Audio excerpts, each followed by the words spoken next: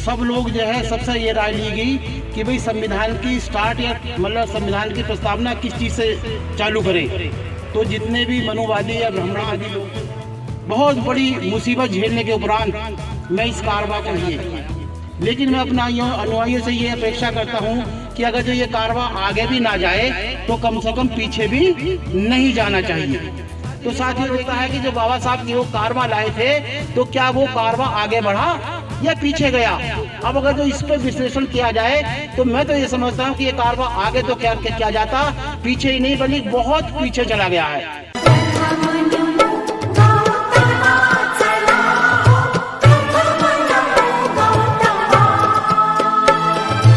इस कार्यक्रम में उपस्थित सभी माताओं, बहनों और भाइयों को मेरा सादर जय भीम नमो बुद्धाय। साथियों, देखिए आज का बहुत ही पवित्र दिन है। जैसा कि मैंने पहले भी बताया था कि आज का जो दिन है 22 जनवरी सन 1947 के दिन जो है, जो हमारे भारतीय संविधान की प्रस्तावना है उसे अंगीकार किया गया था, स्वीकृत किया गया था। तो आज का दिन जो है वो प्रस्तावना दिवस के रूप में भी हम लोग मनाने के लिए यहाँ पर इकट्ठा हुए हैं। तो चूँकि मेरे पूर्व वक्ता साथी जो हमारे वकील साहब हैं उन्होंने कुछ बातें बताई थी, जैसे कि उन्होंने बताया था कि हम भारत के लोग भारत को एक संपूर्ण प्रभुत्व संपन्न समाजवादी, यानी कि जब ये संविधान बाबा साहब बना रहे थे तो उस समय सभी लोग जितने भी संविधान सभा में थे सब लोग जो है सबसे ये राय ली गई कि भाई संविधान की स्टार्ट या मतलब संविधान की प्रस्तावना किस चीज़ से चालू करें। तो जितने भी मनुवादी या ब्राह्मणवादी लोग थे उन्होंने कहा कि ईश्वर से चालू होनी चाहिए, कि ईश्वर के नाम से चालू होना चाहिए। जो मोमनन्स कम्युनिटी के लोग थे वो बोले कि अल्लाह के नाम से चालू होना चाहिए। लेकिन बाबा साहब ने ना ईश्वर के नाम से चालू करी ना अल्लाह के नाम से करी, उन्होंने जनता के नाम से करी कि हम भारत के लोग, यानी कि भारत के लोग जो हैं, हम लोग भारत के जितने भी जनता है वो संविधान की निगाह में सर्वोपरि है। और जहाँ तक सवाल है कि संपूर्ण प्रभुत्व संपन्न का मतलब ये होता है कि हम उस समय इंग्लैंड के गुलाम थे, इंग्लैंड का यहाँ अधिकार था कि हम जो है बाह्य और आंतरिक रूप से स्वतंत्र रहें, ये है संपूर्ण प्रभुत्व संपन्न। और गणराज्य का मतलब ये है कि पहले जो होता था राजा वो रानी के पेट से निकलता था, लेकिन संविधान ने ये व्यवस्था दी है कि जो यहाँ का यानी कि राष्ट्रपति होगा, जो राजा का एक रूप होगा, तो वो संविधान यानी कि माँ के पेट से ना निकलकर बल्कि वो जनता के द्वारा ही इनडायरेक्ट रूप में अप्रत्यक्ष रूप से चुना हुआ व्यक्ति होगा। ये गणराज्य का मतलब है। तो ये थोड़ी चीजें थी जो कि सबको आना चाहिए। और जहाँ तक सवाल देखिए आज का है कि आज बाबा साहब के संबंध में सभी लोग कह रहे हैं कि हम जो कुछ भी हैं, जो भी हम कपड़े पहनने हैं या जो भी हमारे चेहरे पर चमक है, ये चमक किसी तेल की या खुशबू की या किसी और चीज़ की नहीं है। ये बाबा साहब के खून पसीने की चमक है आज हमारे चेहरे पर। यदि बाबा साहब आज नहीं होते या बाबा साहब अगर जो हमारे लिए इतना सब कुछ त्याग नहीं करते तो हो सकता था कि हम कहीं नालियों में या कहीं कूड़े के ढेर में भोजन इकट्ठा कर रहे होते। तो ये सब बाबा साहब का त्याग है। तो देखिए 18 मार्च सन 1956 को जब बाबा साहब आगरा आए थे तो उन्होंने एक बात कही थी कि बेशुमार दिक्कतों का सामना करने के उपरांत, बहुत बड़ी मुसीबत झेलने के उपरांत मैं इस कारवा को यहाँ तक लाया हूँ। मैं अपने अनुयायियों से ये अपेक्षा करता हूँ कि ये कारवा मेरी चाह थी कि कारवा आगे जाना चाहिए, लेकिन मैं अपना अनुयायियों से ये अपेक्षा करता हूँ कि अगर जो ये कारवा आगे भी ना जाए तो कम से कम पीछे भी नहीं जाना चाहिए। तो साथियों देखिए ये यहाँ पर 3 चीजें हैं कि बाबा साहब ने कहा कि बेशुमार मुसीबतों का सामना करने के उपरांत मैं इस कारवा को यहाँ तक लाया। तो पहली चीज तो ये है कि वो क्या कारवा था जिसे बाबा साहब यहाँ तक लाए, और बाबा साहब क्या चाहते थे कि ये कारवा और आगे जाना चाहिए। और दूसरी चीज ये थी कि बाबा साहब ने हमें संविधान दिया जिसमें कि सारे अधिकार हैं, यानी कि मौलिक अधिकार हैं, सारी व्यवस्थाएं हैं, और उसमें वोट का अधिकार दिया। बाबा साहब ने हमें संविधान दिया, वोट का अधिकार दिया। दूसरी चीज ये थी कि बाबा साहब ने हमें शासन प्रशासन में भागीदारी दी, शासन प्रशासन में भागीदारी हिस्सेदारी दी, जिससे कि हमारे लोग चपरासी से लगाकर IAS IPS तक ऑफिसर बने। जिसे कि हमारे विरोधी अक्सर जो है एक यानी कि इसका ब्राह्मणीकरण करके कहते हैं कि आरक्षण, ये आरक्षण नहीं है बल्कि हमारी हिस्सेदारी भागीदारी है, ये बाबा साहब ने दी। तीसरी चीज क्या दी? तीसरी चीज दी है कि हमें जनप्रतिनिधित्व में हिस्सेदारी दी। जनप्रतिनिधित्व हिस्सेदारी का मतलब यह है कि उससे हमारे आदमी आरक्षण दिया, उससे हमारे आदमी जो है गांव के प्रधान से लेकर एमएलए एमपी यहाँ तक कि मिनिस्टर तक बने।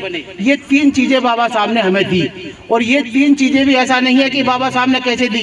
देखिए हर बिंदु पर, हर अनुच्छेद पर इतनी बहस होती थी, इतनी तर्क होते थे। और बाबा साहब तो अकेले थे क्योंकि उनकी तो यहाँ तक की वोटिंग भी होती थी। अब बाबा साहब तो संविधान सभा में अकेले थे, कोई दूसरा नहीं था।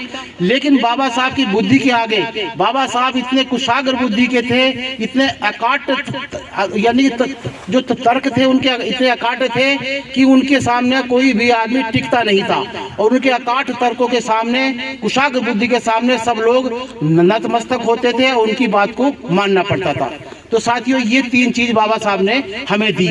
अब दूसरी चीज ये है कि बाबा साहब क्या चाहते थे कि ये कारवा और आगे जाना चाहिए। तो मैं जहां तक समझता हूं कि बाबा साहब ये चाहते थे कि जो यहाँ की न्यायपालिका है, वो न्यायपालिका यहाँ की कैसी है कि बाबा साहब ने यहाँ की न्यायपालिका संविधान सभा में स्वतंत्र न्यायपालिका की व्यवस्था की है। यानी कि वो ऐसी न्यायपालिका है कि यदि मुख्यमंत्री भी कोई आदेश पारित कर दे और वो जनहित में नहीं है तो उस आदेश को भी वो निरस्त या कैंसिल करने का अधिकार रखती है। यहाँ तक कि यदि कोई आदेश प्रधानमंत्री भी कोई पास कर दे, यानी कि लोकसभा भी यदि यानी हमारी जो संसद है उसमें पास हो जाए और वो कानून या जनता के विरुद्ध है, तो न्यायपालिका को ये पावर है कि उसे भी वो कैंसिल कर दे, निरस्त कर दे। तो बाबा साहब ये चाहते थे कि यहाँ भी हमारी हिस्सेदारी भागीदारी होनी चाहिए। दूसरा बाबा साहब क्या चाहते थे? दूसरा बाबा साहब चाहते थे कि जो सेनाएं हैं, जो देश की सेनाएं हैं, सेनाओं में हमारी जो है हिस्सेदारी भागीदारी नहीं है, यहाँ भी हमारी भागीदारी हिस्सेदारी होनी चाहिए। तीसरी चीज बाबा साहब क्या चाहते थे? तीसरी चीज बाबा साहब ये चाहते थे कि जो यहाँ के उद्योग धंधे हैं, यहाँ पे जो है हमारी हिस्सेदारी भागीदारी बिल्कुल भी नहीं है कि यहाँ के उद्योग धंधे, कल कारखानों में भी हमारी हिस्सेदारी भागीदारी होनी चाहिए। चौथी चीज बाबा साहब क्या चाहते थे? बाबा साहब ये चाहते थे कि जो यहाँ के जंगल जमीन है, जो कि हमारे साथ यानी हमारे पास जो है, मैं समझता हूँ कि हमारे यहाँ तो चलो ठीक है, हम उत्तराखंड में रह रहे हैं, खुशहाल हैं, लोगों के पास रहने की है। लेकिन कई कई जगह ऐसा है ऑल ओवर इंडिया में कि वहाँ रहने के लिए भी लोगों के पास, हमारे लोगों के पास जमीन नहीं है। तो बाबा साहब ये चाहते थे कि इस देश की जमीन में भी हमारी हिस्सेदारी भागीदारी होनी चाहिए। अगला बाबा साहब क्या चाहते थे? बाबा साहब ये चाहते थे कि जो यहाँ की टेक्निकल यूनिवर्सिटी हैं, बड़े बड़े विश्वविद्यालय हैं, बड़े बड़े कॉलेजेज हैं, इसमें जो है हमारी हिस्सेदारी भागीदारी शून्य है, तो यहाँ भी हमारी हिस्सेदारी भागीदारी होनी चाहिए। तो ये सब चीज बाबा साहब चाहते थे, लेकिन उनके रहते रहते ये सब चीजें नहीं हो पाई। अब साथियों ये सवाल उठता है कि जो बाबा साहब की वो कारवा लाए थे, तो क्या वो कारवा आगे बढ़ा या पीछे गया? अब अगर जो इस पर विश्लेषण किया जाए तो मैं तो ये समझता हूँ कि ये कारवा आगे तो क्या जाता, पीछे ही नहीं बल्कि बहुत पीछे चला गया है। कैसे चला गया है? देखिए बाबा साहब ने हमें संविधान दिया, तो क्या आप ये समझते हैं कि जो संविधान है क्या उसके अनुसार काम हो रहा है? आज की जो 22 तारीख में, जैसा कि आप अगर टीवी खोल कर देखेंगे, और आज की जो नौटंकी चल रही है ये भी संविधान के विरुद्ध है, ये भी संविधान के विरुद्ध है। यानी कि संविधान को धीरे धीरे करके जो है संविधान को खोखला किया जा रहा है और संविधान को जो है कोई संविधान की बात नहीं मानी जा रही है। दूसरी चीज क्या है? देखिए संविधान के विरुद्ध क्या हो रहा है कि लेटर एंट्री से आईएएस बनाए जा रहे हैं। लेटर एंट्री का मतलब यह है कि एक प्रार्थना पत्र दीजिए और प्रार्थना पत्र देख के जो है उससे जो है आईएएस का चयन हो जाएगा। कॉलेजियम के द्वारा जो है जो न्यायपालिका है उसमें जज बनाए जा रहे हैं। आरक्षण हमारे लोग जो यानी हमारी हिस्सेदारी भागीदारी थी, जो गवर्नमेंट इंस्टीट्यूट थे उनमें हमारी हिस्सेदारी भागीदारी थी, लेकिन वहाँ पे निजीकरण के माध्यम से उसे समाप्त किया जा रहा है। अब जहाँ तक आरक्षण का संवाद है, 10% जो रिजर्वेशन दिया है, यानी कि जो जनरल लोगों को 10% का आरक्षण दिया है, ये भी संविधान के विरुद्ध दिया है, क्योंकि आरक्षण जो है कोई गरीबी उन्मूलन कार्यक्रम नहीं है। साथियों आरक्षण गरीबी उन्मूलन कार्यक्रम नहीं है। भारतीय संविधान में बाबा साहब ने व्यवस्था की थी कि जिन्हें सामाजिक और शैक्षिक रूप से पिछड़ा गया है, जिन्हें दबाया गया है, जिनके साथ भेदभाव होता है, आरक्षण उनके लिए था। क्या मैं पूछना चाहता हूँ कि जिनके लिए ये 10% आरक्षण दिया है, उनके साथ कोई समाज में भेदभाव होता है? मैं समझता हूँ उनके साथ कोई भेदभाव समाज में नहीं होता है। तो ये आरक्षण तो उनके लिए था, तो ये भी संविधान की भावना के प्रतिकूल है। यानी कि जो भी दूसरी चीज ये है कि जो हमारे जनप्रतिनिधि थे, जो कि हमारे यानी कि हिस्सेदारी भागीदारी बाबा साहब ने जनप्रतिनिधित्व में दी थी, क्या वो हमारा काम करते हैं? बाबा साहब ने ये उम्मीद की थी कि ये आरक्षण उनके लिए इसलिए है कि वो अपने क्षेत्र में जाएं और जो अविकसित क्षेत्र हैं उनसे वो यानी कि एमएलए एमपी बनेंगे, तो वो उसके बराबर यानी जो विकसित क्षेत्र है उसके बराबर अपने क्षेत्र को लेकर आए। लेकिन वो जीतने के बाद जो है वो लौट कर ये भी नहीं देखते कि हमारे समाज में क्या हो रहा है। और मैं समझता हूँ कि जिस पार्टी से वो जीत के जाते हैं वो उसके गुलाम बन जाते हैं, चमचे बन जाते हैं और समाज के हित में कोई भी काम नहीं करते। मैं तो ये कहता चाहता हूँ कि यदि आज की डेट में यदि सबसे बड़े हमारे शत्रु हैं तो हमारे जनप्रतिनिधि हैं, जिन्होंने हमने आरक्षण के बल पर जो एमएलए और एमपी बन के गए हैं। तो ये सारी की सारी बातें हैं। मैं समझता हूँ कि बाबा साहब का जो सपना था कि ये कारवा आगे जाना चाहिए, आगे नहीं साथियों, बहुत पीछे चला गया है। और धीरे धीरे मैं समझता हूँ कि यदि यही व्यवस्था रही और हम लोग आपस में संगठित होकर नहीं चेते, तो मैं समझता हूँ कि जैसा कि आज से कई हजार साल पहले जो हमारी व्यवस्था थी, कहीं हम उसी व्यवस्था में ना आ जाए। तो साथियों ये सारी की सारी बातें हैं, तो इस पर सोचना है, मनन करना है और सबको ध्यान देना है। अब जहाँ तक सवाल इस चीज़ का है कि आज का जो दिवस है यानी कि जिस चीज़ के लिए हम जैसे कि 22 प्रतिज्ञा है, अब देखिए मैं इस पर आता हूँ कि हम बाबा साहब के द्वारा जितने भी यहाँ पर लोग बैठे हुए हैं या जितने भी परिवार हैं बाबा साहब को मानते हैं, लेकिन बाबा साहब की नहीं मानते।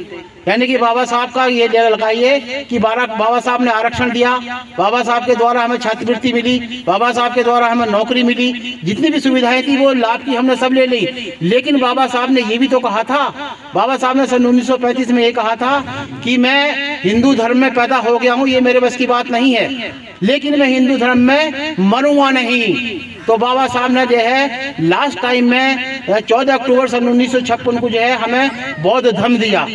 और बौद्ध धर्म ऐसा नहीं है कि बौद्ध धर्म जो है विश्व का सर्वश्रेष्ठ धर्म है और बाबा साहब ने कुछ नहीं करना हमें, बाबा साहब ने सब कुछ हमारे महापुरुषों ने हमें पकाया दिया है, लेकिन हम अपने महापुरुषों की बात मानते ही नहीं है। पहली चीज तो ये है कि हम जिसे जानते हैं उसे मानते नहीं और जिसे मानते हैं उसे जानते नहीं।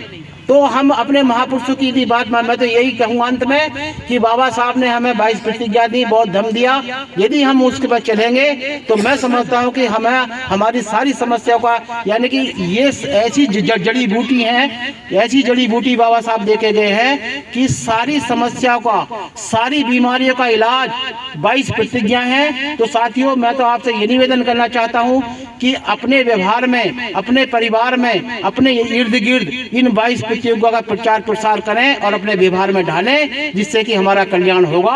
और मैं समझता हूं कि यदि और किसी बात में अगर जो हम पढ़ेंगे तो इससे हमारा कोई कल्याण होने जाने वाला नहीं है। अन्य साथियों को मौका दिया जाए, मुझे आपने बोलने का मौका दिया, बहुत बहुत साधुवाद। मेरी बात आप लोगों ने ध्यान से सुनी, बहुत बहुत धन्यवाद आपका। बुद्धं शरणं गच्छामि, धम्मं शरणं गच्छामि, संघं शरणं गच्छामि।